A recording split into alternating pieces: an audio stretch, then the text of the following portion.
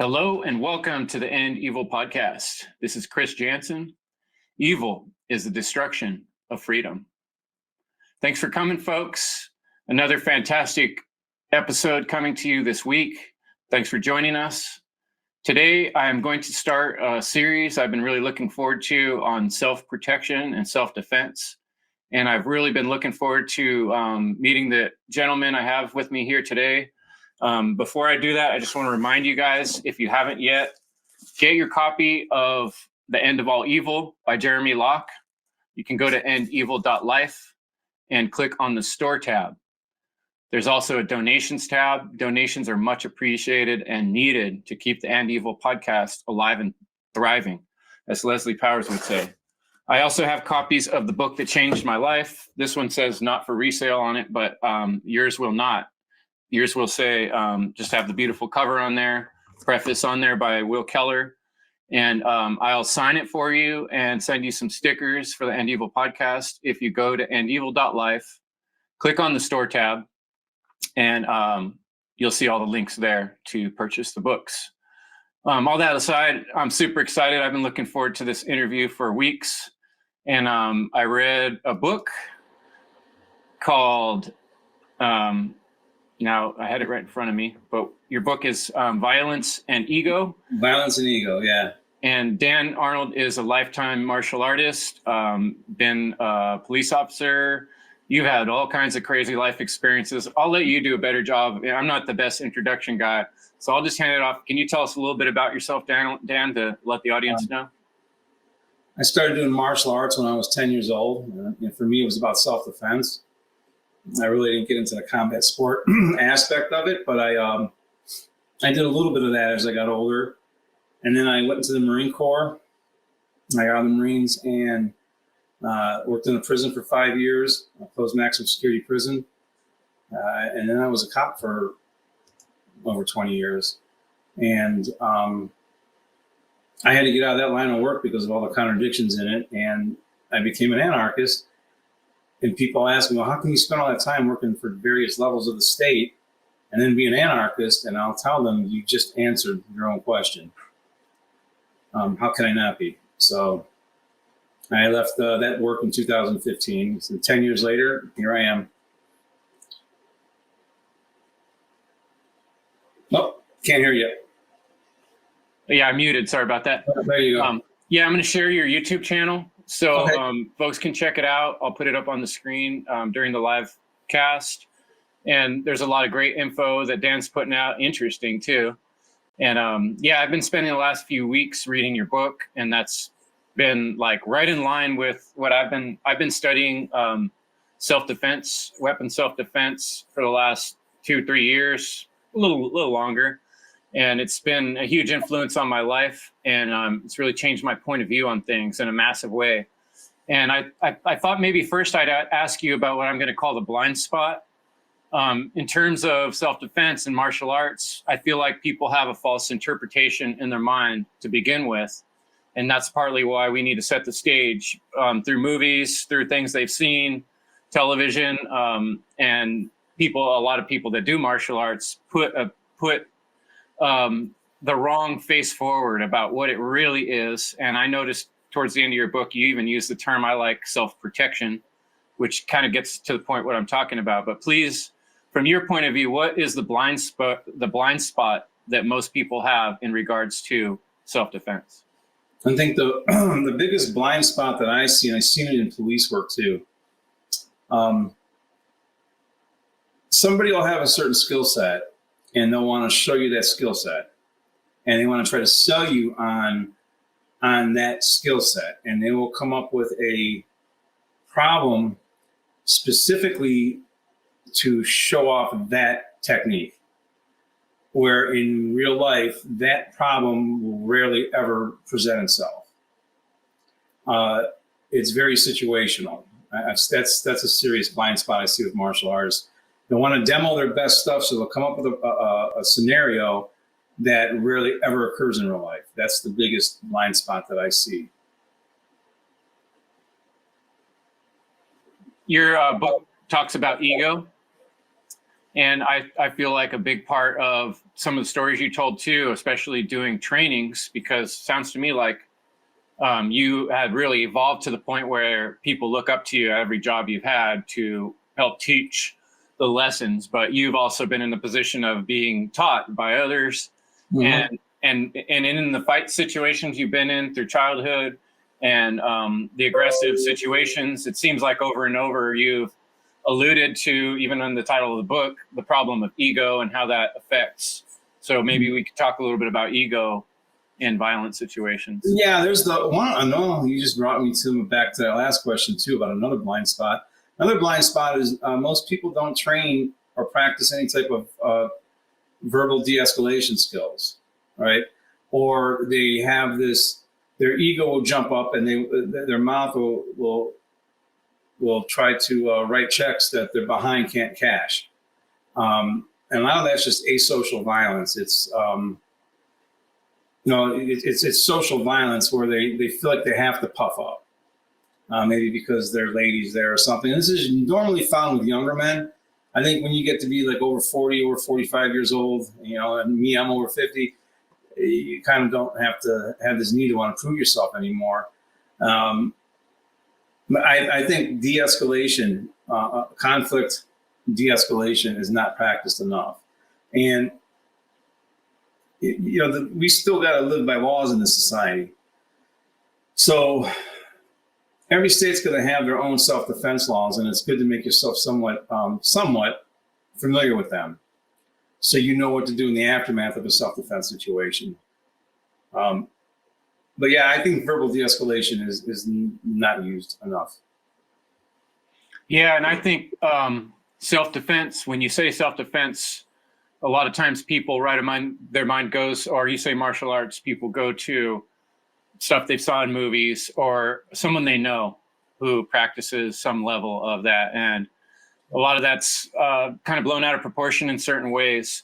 So, I love the trivium. Maybe we could kind of start off by just sort of defining, like, what is self-defense? What is self-protection? What's the difference between self-defense, self-protection, and martial arts? I mean, obviously they're somewhat intertwined, but no, they're all intertwined. They all overlap. Self-defense, simply put. And many years ago, I had a former recon Marine put it to me this way, and it made sense, and I've used it ever since.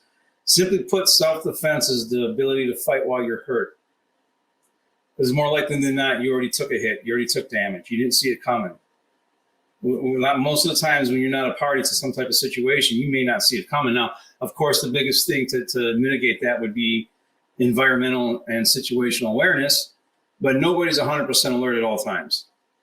So you're gonna have a small window of opportunity to maybe see a glimpse of some type of movement to react, or you're gonna already have taken damage. That to me is self-defense.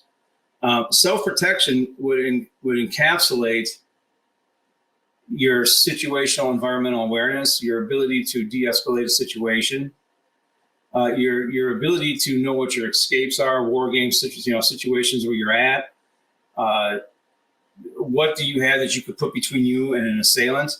Okay, you don't have to stay there and fight somebody. You could run. And this isn't like the movies where it has to be a fair fight. If you have to pick up a brick and hit him in the head and run, do it.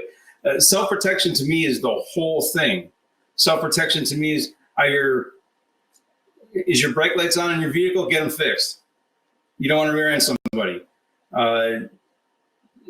Know what's around you. Know what kind of area you in. Even how you look at people, right? Like, because I grew up in a bad neighborhood, and there's certain ways that are not good to look at people, especially when you're in a bad neighborhood, right?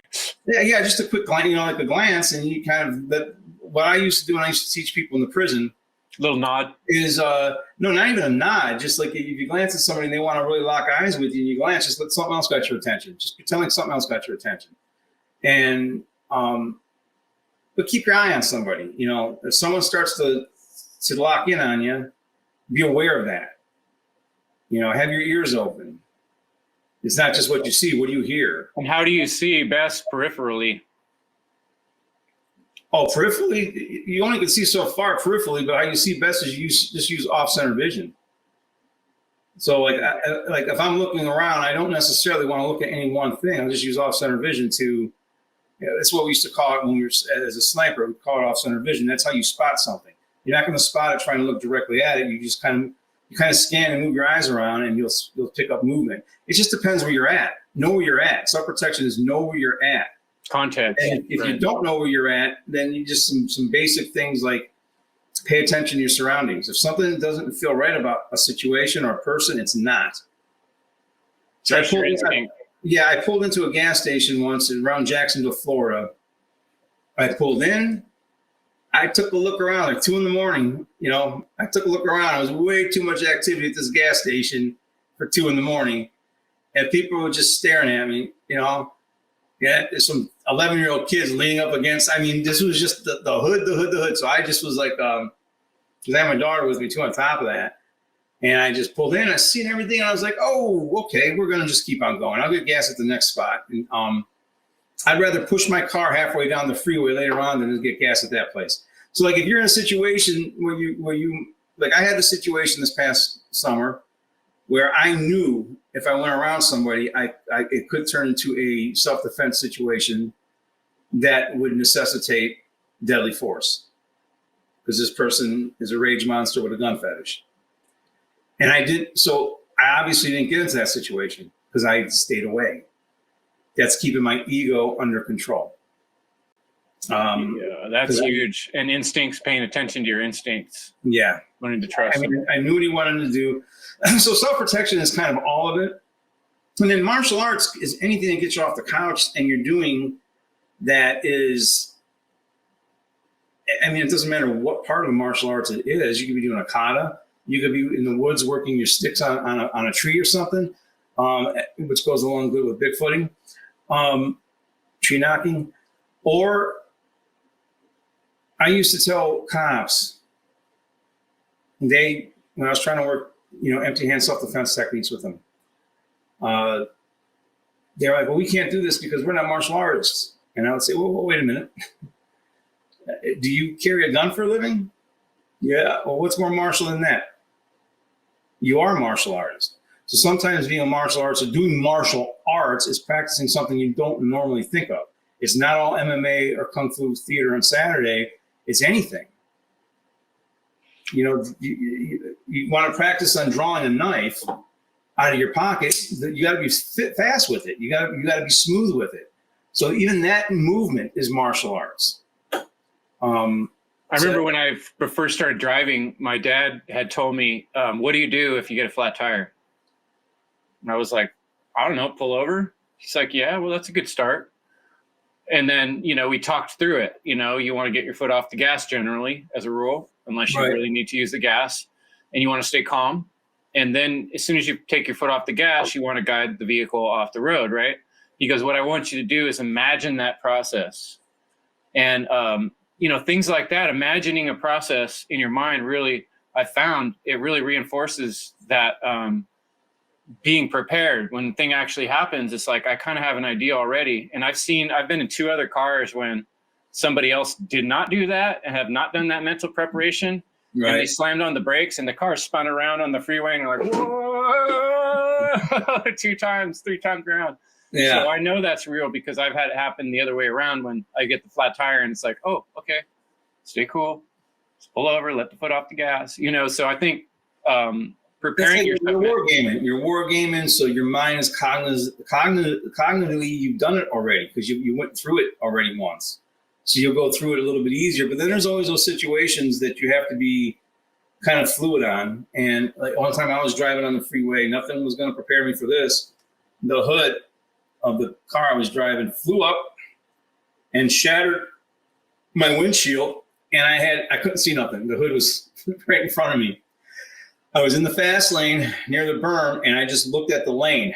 I was driving out of my side window, and I slowly pulled over, put my blinkers on, and ended up being okay. But nothing's going to prepare you for something like that. There's a lot of different things I think you're going to get surprised by, and staying calm and not panicking is the most important thing. You just don't panic. Yeah.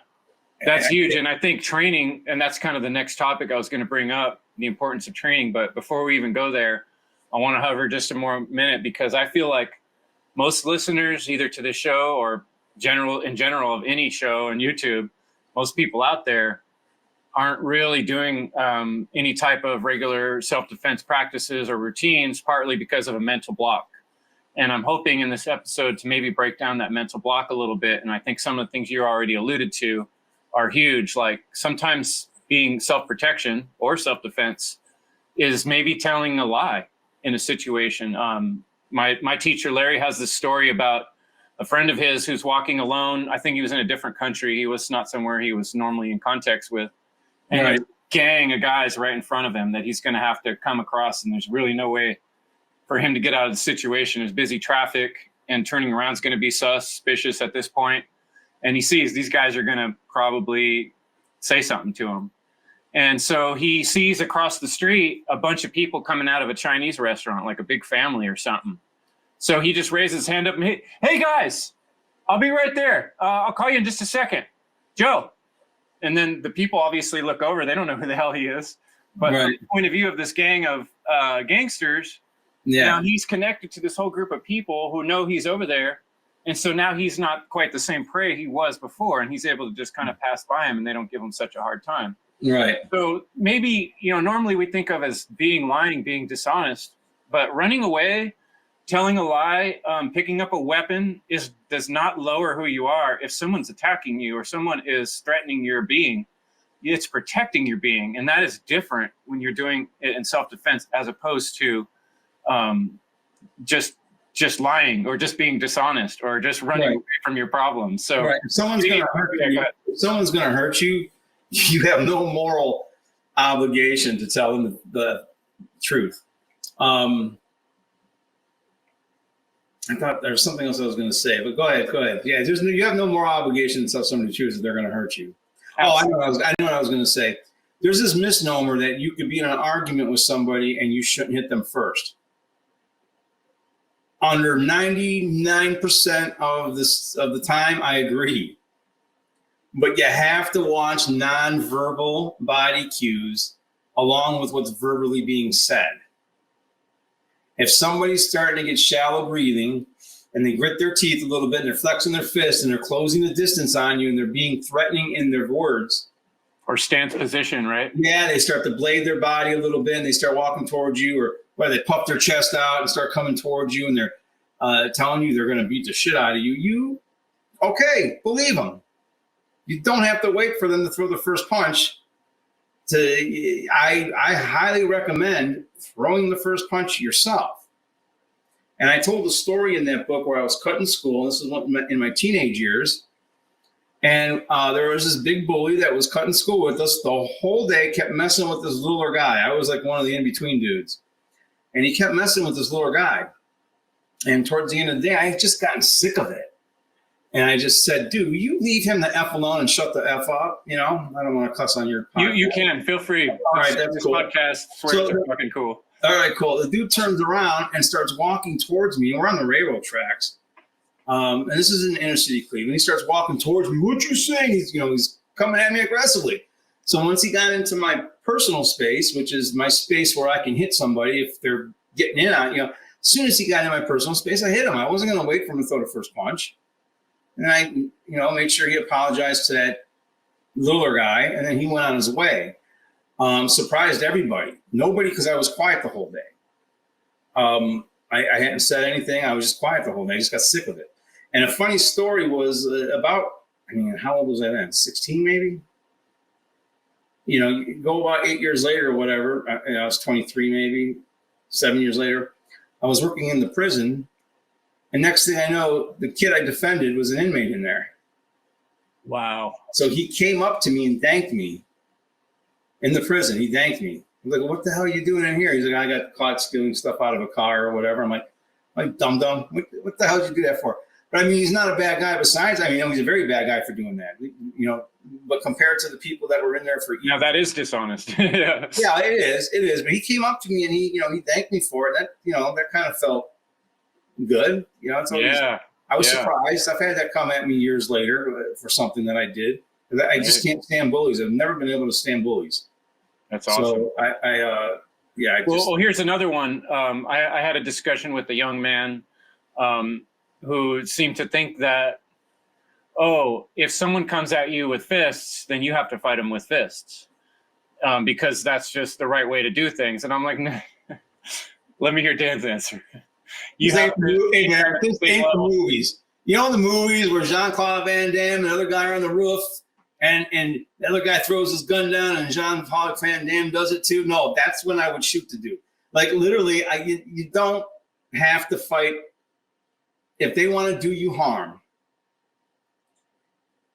do whatever you need to do to survive the harm. John. Especially if you don't have a lifetime of training, right? For all you know, the other person has been literally training for many years. Yeah, or there could be a sign. You don't know what they know. They're on drugs. Or they're on drugs, and there's been times I've had to, use force on people that were on drugs, and they are very strong.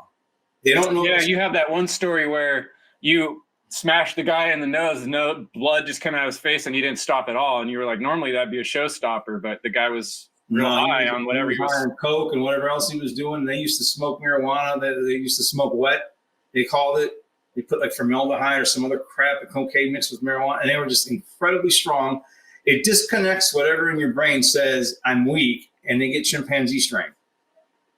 And they can be very dangerous and not have any, knowledge of anything at all. That's another thing. You could be training a long time and be a second, third, fourth, fifth degree black belt, been doing it a long time. You still don't know what that other person's intent is or what they know. Because intent's a big deal because you're starting behind the 8 ball. If they got the intent to really hurt you, to take your stuff, you're starting from a bad position. You're starting behind the 8 ball. Because you can never go backwards, run backwards faster than they can come forward. So that's another reason why, being aware of your surroundings is so important. But yeah, you're not obligated to, okay, it's going to be a fair fist fight. No, I got to stick on that. Isn't it also true that a gun doesn't always beat a knife? In a lot of cases up close, it won't. I had to show that to a couple people. You're not going to draw that like you think you are. Not even knife. Go ahead and draw it out.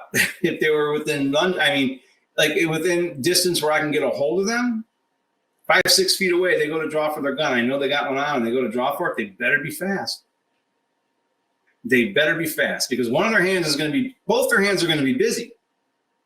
First off, they're going to have a clearing garment. They're going to have to draw. Both their hands are going to be busy. That leaves their head open. Okay, I'll go for it. So you're not going to. Someone with good intent can cover up to 17 to 20 feet pretty dang fast. It used to be the 21-foot rule with the knife, and they changed it to the 25-foot rule. Because of tests? I'm guessing because athletics has just gotten better since the old days or whatever. But and drugs. That's still, they can make it a long distance. And even in the best case scenario, a lot of times when I was training this, because I used to train this all the time, is I'd have someone charge you. One of the things I would do most of the time is I would draw, I would fall backwards onto my back. And put my legs up between me and them and, work on getting a round off and hopefully not shooting my foot off in the process. But that's like the most realistic thing you can do. Otherwise, it ends up being like a mutual killing. They stab you, you shoot them. One of you might die first. One of you might die later. So there's no good I think guns, knives, all that stuff, you got to have the right mindset because the tool itself isn't keeping you safe. If you were safe, you wouldn't have to carry that tool in the first place. So you're carrying that tool that you're going to use maybe to defend yourself with. And if you haven't, it gives you the false sense of security that you shouldn't have. Oh, which brings us back around to the next topic of training and practicing. Which, before I get into it, one last thing is, now that just went blank. I had one more thought on that, but yeah, let's get into training, the importance of training, and I guess because really what I'm trying to get at is I don't think most people are doing. They say less than 4% of people even train any kind of martial arts, and so I'm trying to encourage people listening. Number one, the other thing was even if you are carrying, like you said, a weapon on you, that is not just because you can carry a gun. That doesn't mean you're safe. as we just spoke, someone with a knife or an intent coming fast behind you or a different angle doesn't do you any good. So you should be training some kind of hand-to-hand weapons training or hands-only practice as often as possible. And if you're not, that's what I'm hoping this episode does to people listening, to encourage them to do so. So I'd like you to speak on that topic. And it's not as hard as people think. The biggest thing that I would say about that is I've known people that they get their carried and concealed license to be able to carry before all these states started going to, constitutional carry, which everyone should go to do anyway. But once they got their license, they quit training martial arts. Like, oh, I don't need to do that anymore. And it's like, yeah, you do, because you're not going to know how to fight. So, like, I was training an amateur MMA fighter, and we were going over some things, and he said, well, that's not allowed in the rules. And I'm like, how many months are we away from this? And we're like 8 months away. I was like, let me just help you learn how to fight. And when we're a couple months out, we'll tweak it to the rules. So, again, the fight mindset's going to come from the grit that you have from your training in all areas. So if you train live in martial arts, in some type of stand-up grappling, ground grappling, some striking, it doesn't have to be full contact sparring, but you're moving around. You get that timing and distancing down with another live human being. You're practicing some stuff. Say one day you're out and you have your gun with you. Well, you're going to have better reflexes just from your training. You're going to be able to get to it from your training. Training actually offers you all these different puzzles you have to solve. And it's just better to be good at solving them in general. So when they pop up in a real situation, you can solve it there a lot better than if you aren't training. You know what I mean? Like we were talking about, instincts are much faster than logic. Yes, instincts and twitch muscle fibers. You need to have all that developed. And you can develop just through regular training. And then, some of the concepts that I work on is, how I am with a firearm, how I am with a knife, even sticks, empty hand. A lot of times it's almost the same stuff. So that way I don't have all these things I have to remember. Everything's tight. Yeah, that's one thing I love about the Kali sticks and Arnis, which, it's the same drills that work empty-handed or with the weapon. Yes. One of the first things that my teacher Larry taught me was when we practice with these sticks are moving at like 100 to 200 miles an hour. You can hear the sound, whoo, how fast they're moving. Where you could throw the fastest fist you can, 30, 40 miles an hour. It's nowhere near the same speed. So when you start practicing with a larger weapon that gives you a little more range, it kind of gets your mind used to this higher speed, like things are happening. And then you're trying to swing one stick and do something with your other hand. Right. Now you're learning to coordinate. Well, two things are happening, which is exactly what you need to do to. Hopefully you guys wear glasses, right? You guys wear glasses? We don't. Maybe we should, but we don't wear glasses. I've been whacked in the head so many times and so close. Yeah, I put on protective glasses whenever I do that. But you're 100% right. Like once you get to me, also training with a weapon. That's why I think weapons training, knife, stick, is important.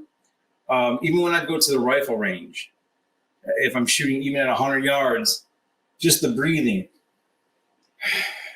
It's meditative. It gives you something to concentrate on. So if I have a stick, knife in my hand, it gives me something to concentrate on, focus on, and it gets you in the moment.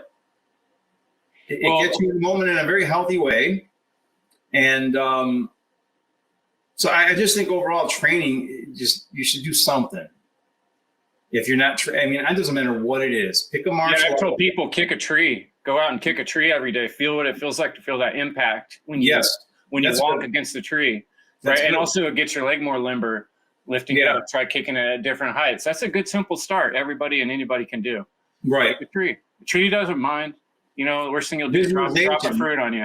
Yeah, that'll get you used to your instinct, right? Catch that. Yeah. Well, I got to do that here because I got a tree that goes high above my house with it's acorns. Oh yeah, the squirrels will throw them at you if you don't watch out. Oh, we had something windy last night, and I got shot right here with one. I'm like, oh my god, I laughed at it. Nature's built-in self-defense training. Yeah.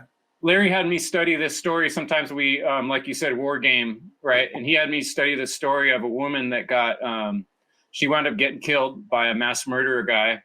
And there's this 4-hour interview that you can find on YouTube where the detectives are asking the murderer, about how it all went down. And the murderer tells the whole story. And he almost sounds like a normal guy. He doesn't sound like a crazy nut. He's like super calm. He's like, oh yeah. Right. Then I got in a fight with her. When he gets in a fight with this woman on a trail in a park, and there were other people in the park that day too. And he had two weapons. He had like a pipe and something else I don't remember. And she was actually a good martial artist who had trained regularly. But and she managed to disarm both weapons from the guy, one and then the other. But unluckily, because her training was when you disarm, she must have set the weapons down or threw them aside rather than beating them with them like she should have. And he did wind up overcoming her and tying her to a tree, carrying her around for 3 days in his van before he killed her.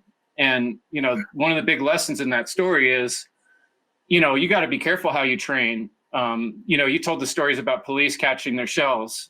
So maybe you could dig a little more into how do we train, and then what to be careful of if you get into a new school or something and they're doing practices that might not be the best for actual train.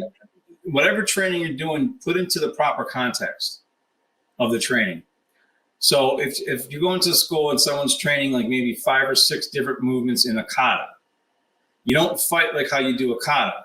But if you practice those motions for power, explosiveness, type 2 twitch muscle fiber, and you're doing them dynamically, you might not move like that in a fight, but if your muscles are getting trained like that, it's got substance for self-defense. So train it in context. Don't pretend that that's how you're going to really move in a fight.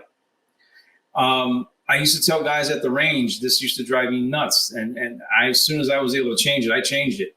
But they had this thing as you draw and you shoot your stage of fire. And then they wanted you to keep your gun pointed downrange for safety, right? Because we're on the range. And take these big, long looks behind you to, you know, make sure there was no more bad guys or anything like that.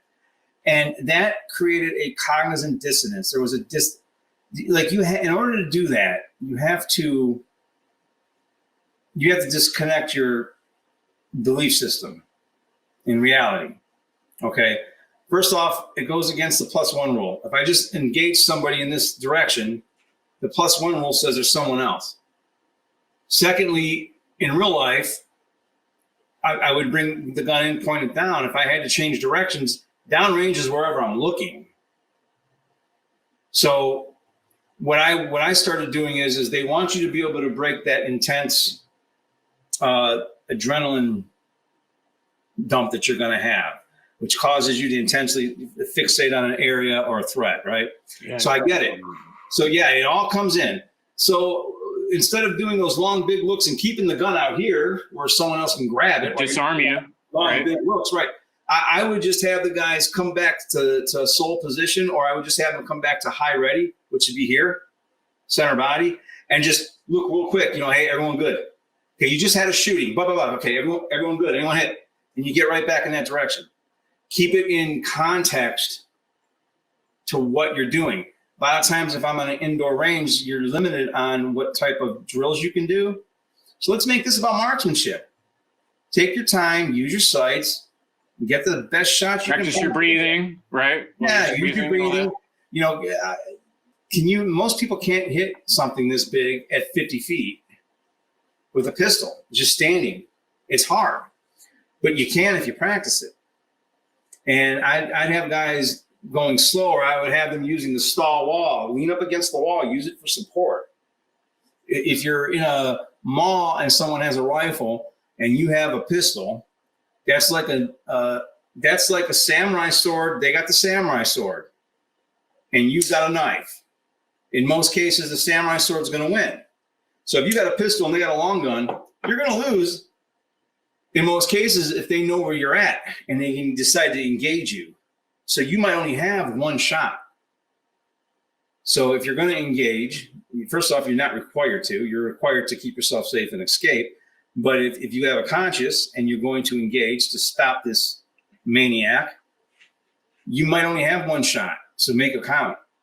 So like when I'm on the range, I try to get guys to practice marksmanship. And if there is going to be any movement, you know, come back like that. You know, you want to basically, everyone good? You want to just check to make sure everyone's good. You're not really doing these long looks to break that'll break it. Everyone good? And then you get back on point. The same thing would go for, let's just say, combat sports. Combat sports isn't the most realistic fighting, not even MMA. There's no refs in a real fight. I get it. They don't allow certain things that we might definitely do. Yeah, absolutely. But take it for the context of what it is. If you're sparring or if you're grappling or if you're rolling, you're building a timing and distancing and live resistance. So just think of it from that aspect. You can't be maiming your training partners, obviously. So, if you get really good at the certain big things that happen in grappling or in whatever, you can then play around with little things. Look at this. Look at, I got this. You can play around with that. But to train it in context, because if you start training out of context, it's unrealistic, and that's when you get yourself caught. And then you don't want to repeat bad habits, like you were saying. Another one that we've talked about is, when we're training with sticks, and let's say we do a disarm, like the tendency is, I'm such a nice guy, I always want to pick up your stick or your knife that I disarmed and hand it back to you.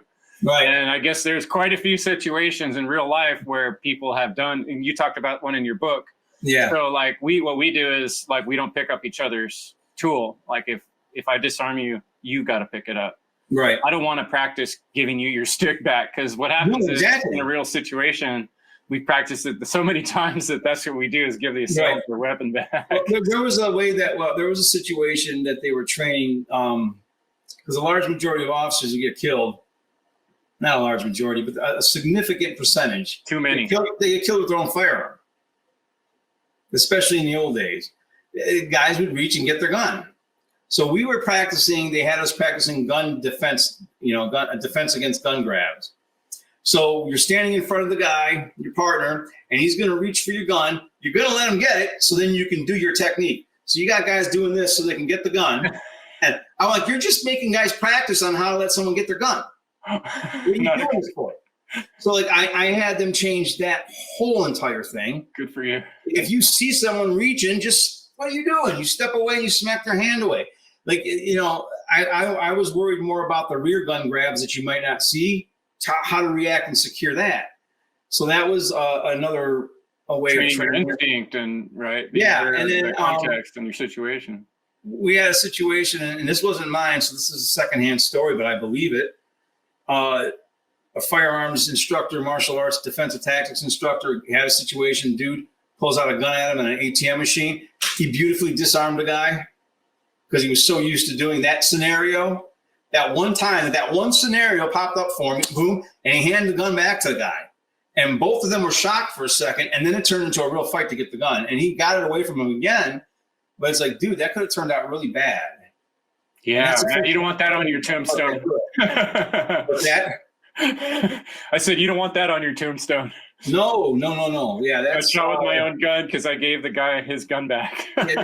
Train within context. If people train within context, you could still get some type of worth out of almost any training, as long as you put it in the proper mental frame of what it's for in martial arts.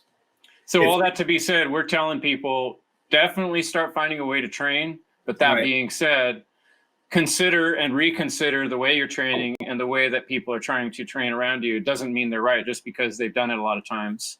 A lot of times people practice things that they shouldn't be practicing. So you have to consciously, again, war game stuff in your head. And I remember the other thing I was going to add to the convo before we got to this is we have like two big stories right here in town that happened within the last few years where some sort of altercation started. One of them was a liquor store. The guy's really mouthing off, being a real asshole, causing a bunch of problems. And the guy who's running the counter says, I had enough of this guy, walks around, knocks him out. The guy falls backwards, smashes his head on the way down because he's completely passed out, falling full speed, and dies right there in that moment. So you have to really consider, and this happens in road race situations too, like the movies show people like hitting each other back and forth 3, 4, 7 times or more. But in reality, one blow can cost a life. And you have to ask yourself, do you want to spend the next 10, 15, the rest of your life dealing with, even if you're the winner, the fact that you just killed somebody when maybe you could have not done that? Right. So be careful what you train and how far you push things. Right? That's why I always recommend cross training in different things like judo. Like I did up keto, which is like judo on crack, but I got good enough at it to randori judo black belts to a draw. Get good at judo, get good at jujitsu, start practicing grappling, because maybe once you got someone, if you could restrain somebody, that might mean the difference between you going to prison for manslaughter and you not going to prison. If you're in a restaurant and someone's doing some crap and you decide, okay, I've had enough. He's just being an idiot. Maybe he is being an idiot. And he comes up to you and he's going to do something. And your only reaction is to punch him in the face. And he does fall down, hit his head on the table or something. That might be bad. But if your reaction is to do a double leg on him, take him to the ground, mount him, and hold him there like a baby, he won't be able to do nothing. So to me, it's all like I try to restrain somebody, not in my little situation that I had, but he was so much bigger than me, I couldn't. So he got out of me trying to restrain him twice. So I tried. He was attacking me, and instead of fighting him, I tried to restrain him twice. And this person's also trained, and they were bigger than me. I couldn't restrain him under the situation. The guy was mad, so I had to resort to strikes. So know when you have to. That's and the more options you have available, the more things you can consider. And I think that also applies to the things we carry on our body in terms of self-defense tools and practicing using them. I always carry pepper spray with me. Mm-hmm. It's just another little tool in my pocket. I got a knife too, but maybe I can choose in this situation. I don't have to get out the knife. I can just use the pepper spray. But I think my most effective tool is flight. I look at a guy like you. You've trained your whole life, and I've trained for like a few years. If a guy like your size, I got to run. You can just go for a jog and get away from me, man. I'm too injured. But I think a lot of times, well, what are you wearing too? So like, what are you wearing that is going to help you in self-defense? How are you gonna fight with what you have on? You're not always wearing loose, sweatpants or gi pants. Sometimes you have on something that might be a little more restrictive depending where you're at. What if you have on a pair of suit pants or something? What if you're wearing a suit? So like what we used to have one Thursday a month in our school would be Plainclothes Thursday. And we would tell everyone to wear whatever you would wear. Don't come in here wearing loose stuff. Wear what you would wear. And you'd be surprised on how it changes everything when you have to do martial arts outside of a gi or your comfortable clothing. And you're in your regular clothes. And then how can you make regular clothes turn into a weapon? In jiu-jitsu and judo, we use a gi. We'll choke someone out with a gi. Well, you can still do that with shirts. You might just have to bunch the shirt up a little bit more and do some things. But so it's to give people these different things in their head that they might not think of normally. Another tool that we would use is, and I've got them right here. This is kind of cool, actually. So we would go a whole month of our training for jiu-jitsu. November would be no grip November. So we would actually hold balls, tennis balls, and all our grappling would be like using monkey paw things, but we'd still be wrestling jiu-jitsu for submissions and chokes and whatever, but we couldn't grab them. We had to hang on to these balls. You got to really learn those wrist hooks. So you're really learning all the other movements besides the grabs. Or grapple. Yeah. Grapple, I used to do this. I did this with my coach, but I used to do it with my students too. Grapple blindfolded. So you're grappling blindfolded. You start from your knees. You start from a position. You're blindfolded. Now you're going all on feel. Okay, you're in a safe area. You got enough room. You're not going to run into something. It was just funny because I was grappling them blindfolded. I did really good. This was my coach many years ago. And I was doing really good blindfolded, like real grappling to about a draw. And then we took our blindfolds off and he beat the crap out of me. I'm like, I need to be blind with this thing again. But it's good training. It's stuff that if you can do that in training, it's going to pay dividends in real life. Right. And one thing I always tell people in training too is to warm up properly, because you don't want to be getting injured. And I had a thing where this guy was another defensive tactics instructor. Like, F the warm-ups. On the street, you're not going to get a warm-up. Yeah, but on the street, you're going to have an adrenaline dump if it's real. and your heartbeat's going to double and triple within seconds. It's going to pump the blood from your organs to your muscles. That's your warm-up, the actual adrenaline. In a classroom setting or training session, no one's adrenalized, and with these guys, no one even wants to be here. You have to warm them up.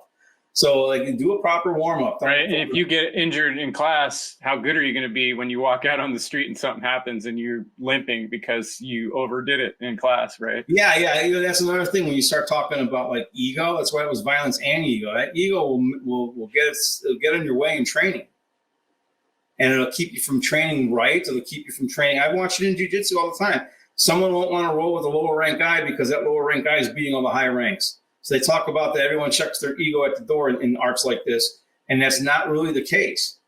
So it's like, roll with anybody and don't worry about it. Don't worry about the country belt. Just get out there and do it. And I would say the other side of that as a warning to some folks, like if you decide, hey, I do want to get involved with martial arts training or self-defense, self-protection training, and you go to a school, I do think you have to be wary of other people that have ego problems. And do you want to put yourself in a situation if the teacher or the sensei or some of their top students are having an ego problem and they're actually training in a way that is unsafe? Like, you don't want to get hurt in your training process. Those intermediate guys, watch out for those intermediate guys, because they're the ones that are like, if you get something to prove, the really higher rank guys or the instructors or assistant instructors who could probably murder the medium guys.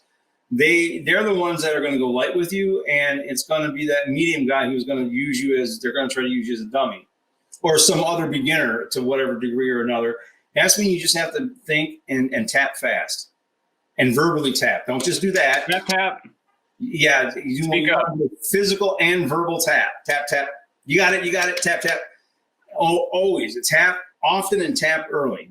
And I've so far not been hurt because of a technique, because I have no problem tapping. I've been hurt doing goofy things, like I'll sneeze or something, throw my back out, but I haven't been hurt doing that. And now it's just aches and pains as I'm getting older. Like I held pads for somebody yesterday. So just holding the pads for them so they can, do the pads, and my shoulder's killing me today. On that topic, I would say pain is an important thing to talk about. Like you said, you've never been seriously hurt, but I do feel like from my training in the past few years, like feeling the pain is crucial to understanding how something works, especially with restraints and locks, small circle trapping. Like if I don't get my wrist squeezed to the point where I feel why it hurts and how it hurts, I don't really understand how to apply the technique. And so we do have to have a willingness to have a certain tolerance for pain in order to learn how to inflict pain. Don't you see that as true? Yeah, it's there's a middle ground for all of it. Yeah, it's never all this or all that. There's always a middle ground depending on the technique. And even more importantly is some people can bend their wrist like really far, right? Other people, you bend it this far and they're screaming. So you have to know what somebody's stuff is. Like one of the things I can do with my finger, that's from grappling and jiu-jitsu. So I kind of got some fun stuff going on with some of my limbs. Not everyone could do that kind of stuff. Man, the muscles in your hand are scary to me. Your hands are like the Hulk. Well, that's actually a broken bone from many years ago on the top of the hand, and that's not from nothing heroic. I won't even talk about it, but that was ego that caused that. So like I didn't just turn into this. I'm not some monk. I did all these things. I had ego, still do, but now my ego wants me to stay safe, so I don't want to get into fights. Right. So I'll do whatever I can to avoid a fight if I can. And that's even with some of the stuff coming up in the world. If we were going to put self-defense into the context of all the ridiculousness we have going on in the world, you may have to be on the move. You may not be able to shelter in place. You may have to be on the move, depending on what's happening. Are you going to want to be getting into fights everywhere you go? You're going to want to avoid conflict. So it's thinking about self-protection. It's thinking about avoiding a fight. Even if I got to walk 2-3 miles in a different direction to get to a point to avoid a fight, it might be worth it depending on. Yeah, shoot. I thought maybe pretend you're like limping and you're a little bit retarded in a certain situation.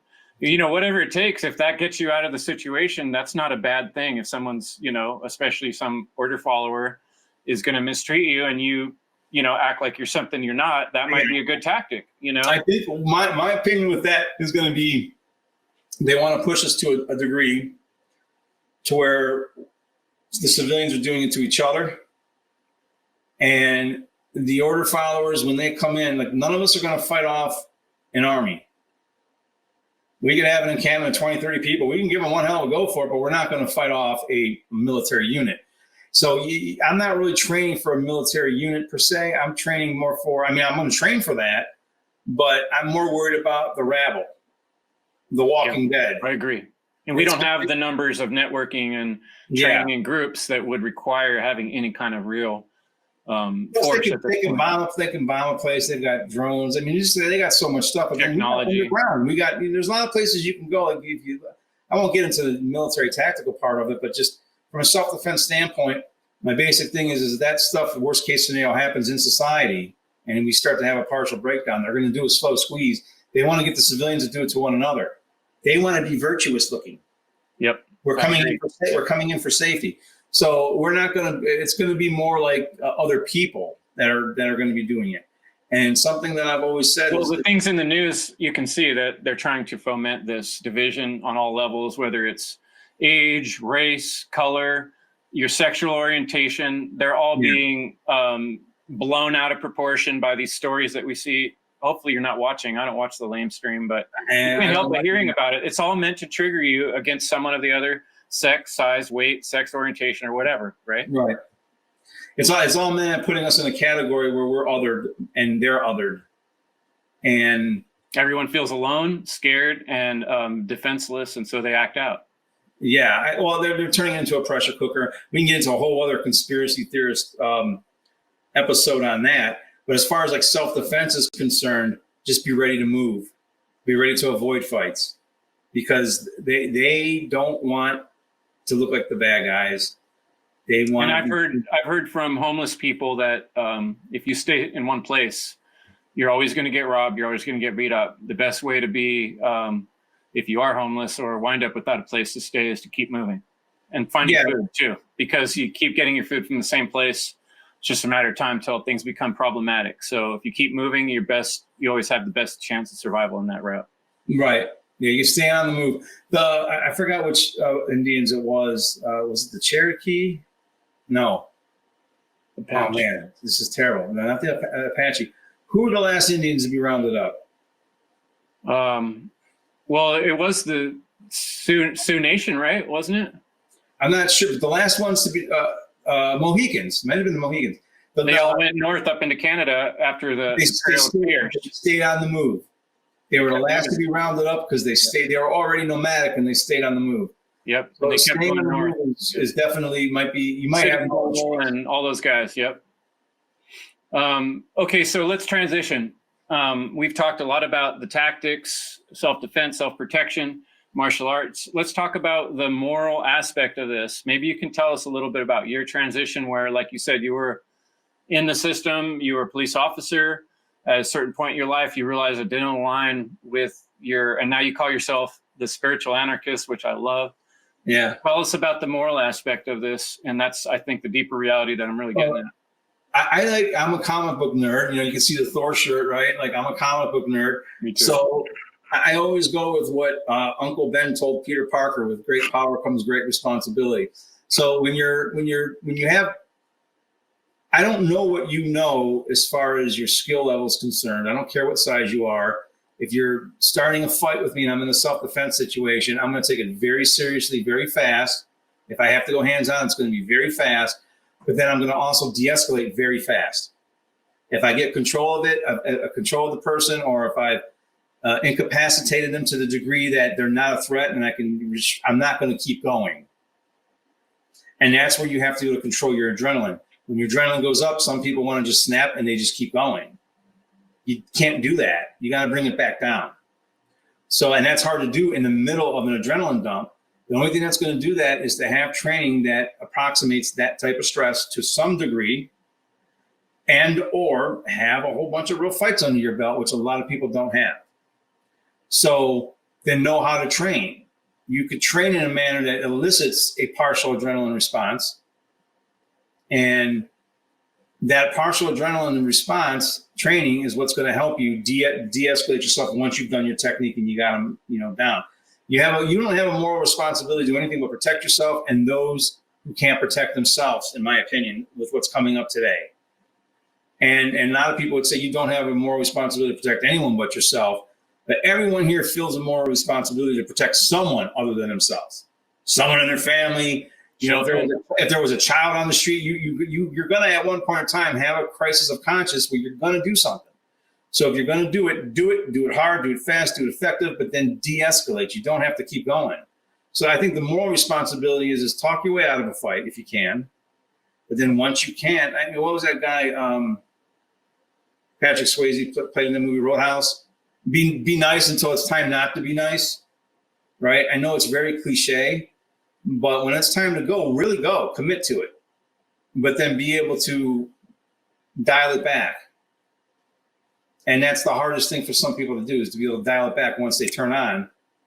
And, you know, practicing getting consciously angry, like out of nowhere, just yelling and being real serious, but then bringing it back down, just talking normal and nice. Even that will help you be able to dial it back down and keep yourself from, that's where your morality lies. When they're no longer a threat, stop, you know,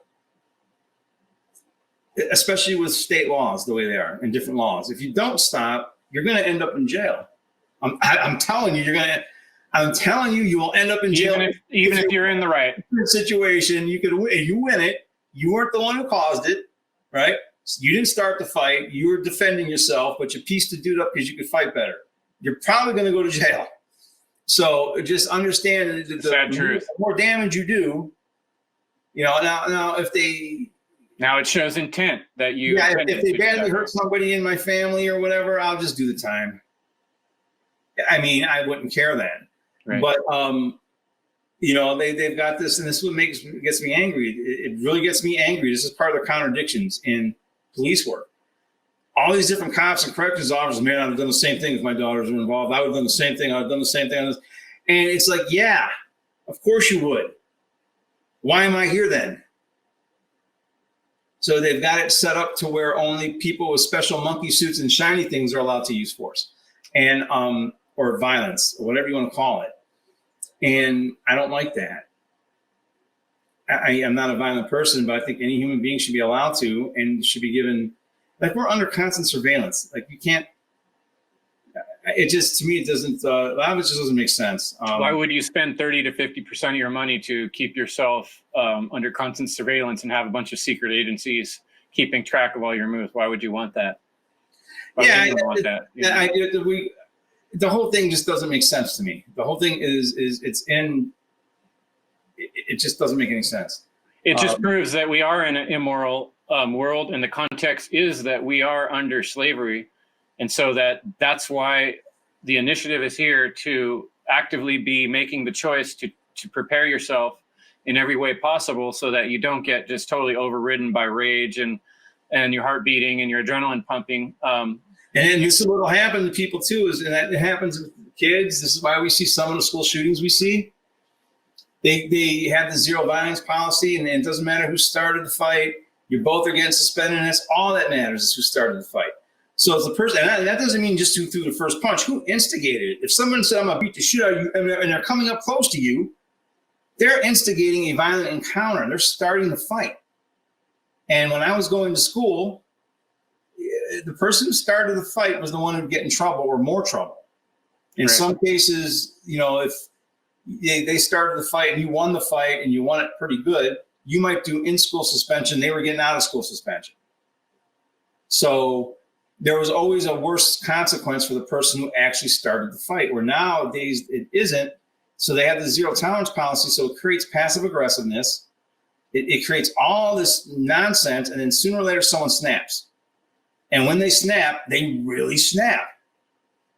That's what we're seeing. Like built up like a balloon. It's like, boom. Yeah. So you're always better dealing with something verbally right then and there if someone makes you mad. Right then and there. And then be on your way. Don't let it build up. Because sometimes, you know, if you let it build up, I'm glad I grew up in the era that I did. Because nowadays, I was, one of my podcasts, I was talking about Generation X. If we were to magically make us 15 years old now and put us in the 9th grade, all of us would be expelled. Every single one of us would be in a fight, multiple fights, with the way they act nowadays. we would all be homeschooled. Like, I think we need to go back to Generation X, to be honest with you. Yeah. Okay, I want to tell one last little anecdotal thing. I love the Ip Man series, Ip Man. Yeah. You know, the story of Bruce Lee's teacher. Yes. And I think it's in the third one, but I might be a little confused. There's quite a few of them. But they keep asking him, what is Kung Fu? And the answer keeps getting pushed off. And then finally he says, Kung Fu is benevolence.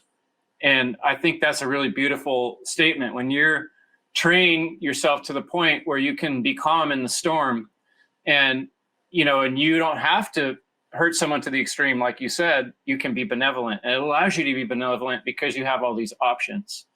And I think that's where we want to work towards, is being so skilled that we can exude benevolence into the world. And when you walk with more confidence, I've noticed the longer I've trained, the more confident I can walk into various situations. It's not like I'm not afraid, I am, but the fear level isn't driving as fast or as quick, and that anxiety isn't there. And I'm able to control my breathing because I practice Wim Hof breathing. So I know how to calm my body down better than I would have had I not been training.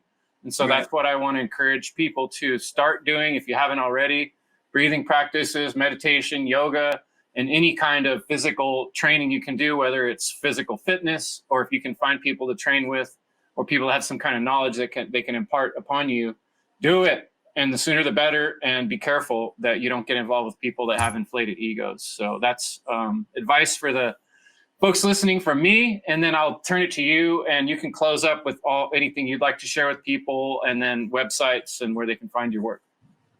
Well, you can find my book, Violence and Ego. It's on Amazon. I don't really get too many royalties, but it's on there. So if you go there and type in Violence and Ego, Dan Arnold, it'll come up.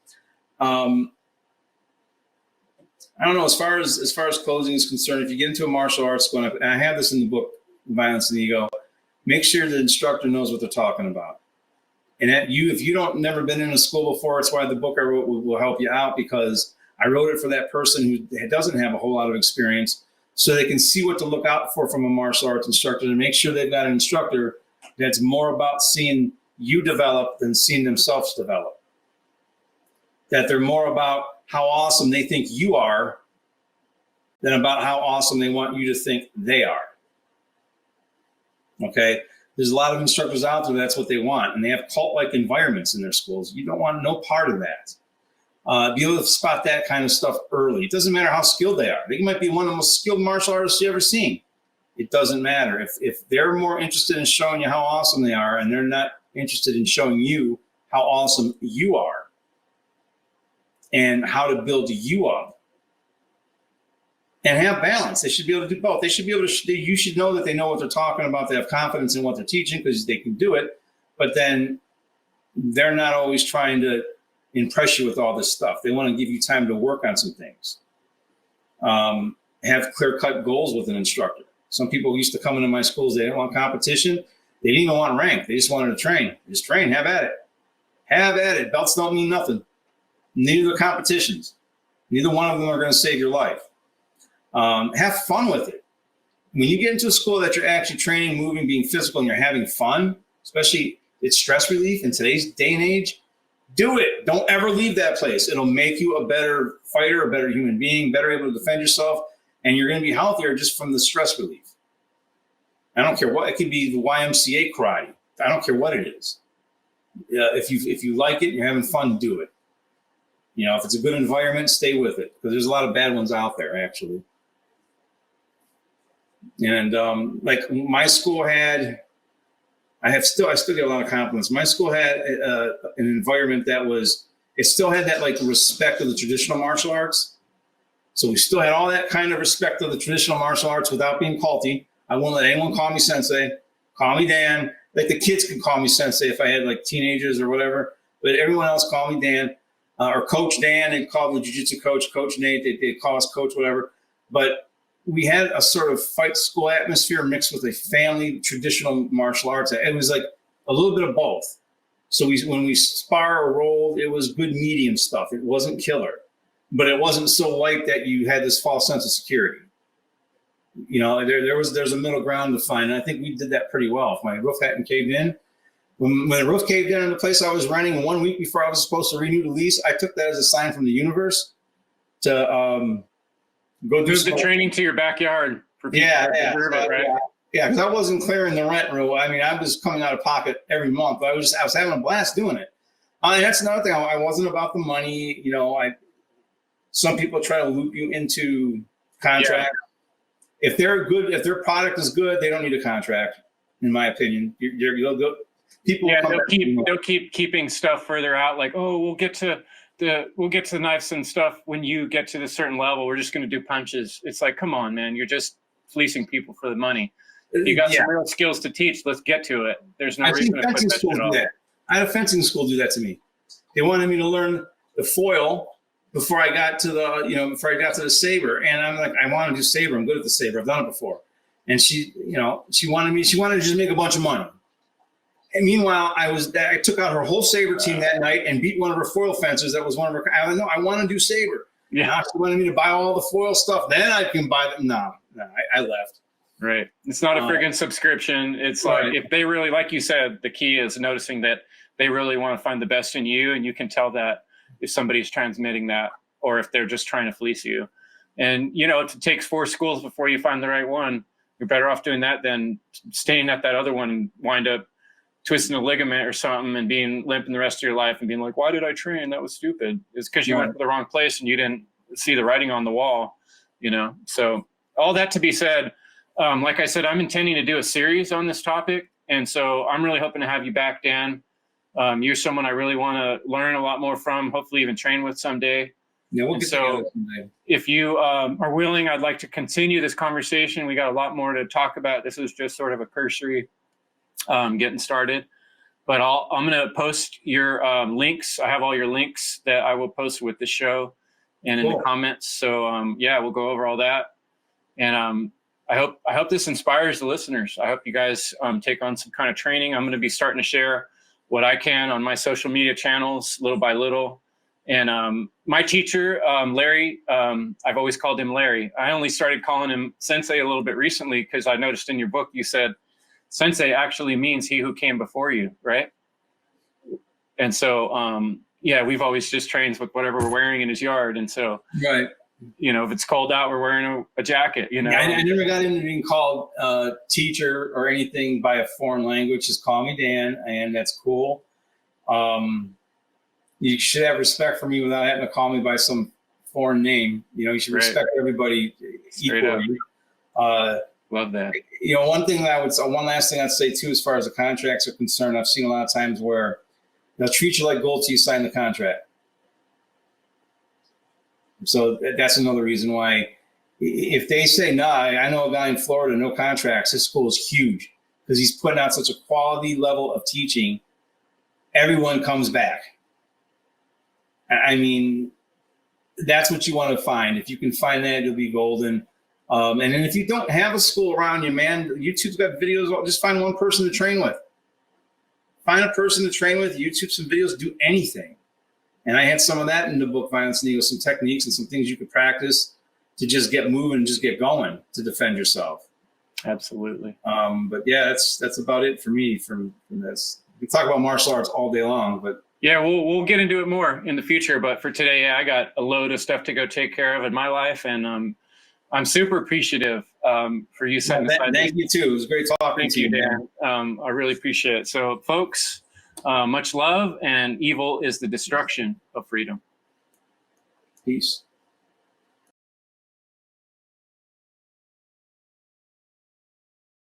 Be able to see too where you do it in slow motion, like after. Oh yeah, you can set it on the mud.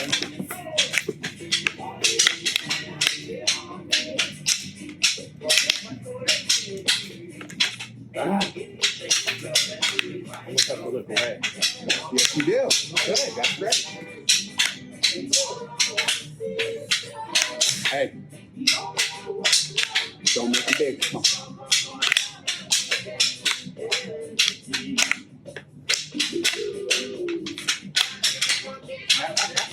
What you learn? It's like watching a chef Reach out to me.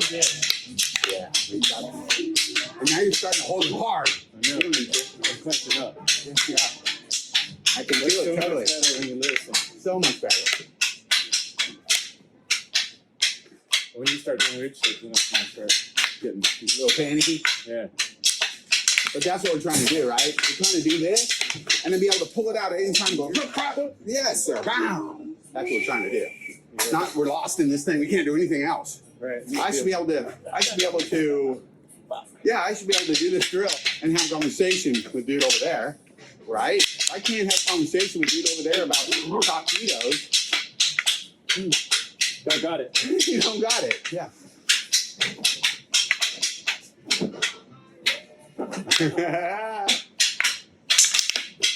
Listen. Listen up.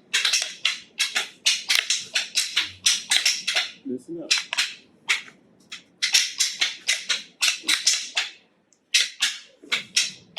So look how I deal with the mess up part. Watch. I go, oh, gee, I messed up. Oh, I messed up. Oh, darn it. Like, okay. Yeah, I just keep my thing and I get the rhythm. There's the rhythm. Get up. Back in the roll. And then, so that's a little bit different than doing the air. It's a little bit different, you'll see. This took me so long to get this hand to loosen up. Like, Yeah. I'm starting to get a little better. But Especially your left hand. Right. it's better now. Yeah. Somewhat. Yeah, a lot better. I can feel it totally. You can feel it when I'm clenching on my stick I hard. don't know what I'm doing. I'm telling myself in my head, I'm like, settle down. Yeah. You know, the tighter we got it, the better. Right? Yeah. Okay, let's go through those knife injuries real quick. This book and this moment are urging you to pause. The book that changed my life. Are you ready to start your new life? Are you ready to awaken to the purpose and the passion that's been waiting inside of you all along? Check out endevil.life. Evil is the destruction of freedom.